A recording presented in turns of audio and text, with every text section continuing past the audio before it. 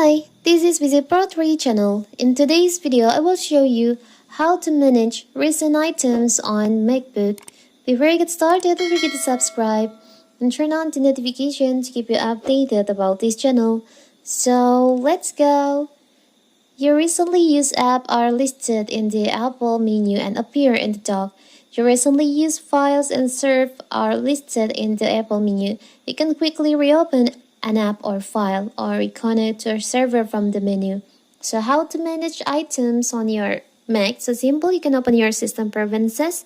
After that, you can just open the general section and you can see there is an option recent item. In here you can manage how much recent item that your MacBook can have.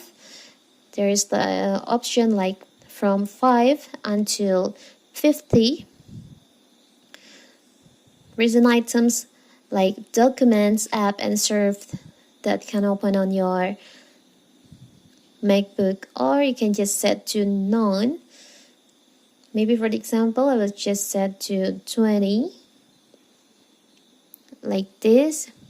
So here's where you can just manage your recent items on your MacBook.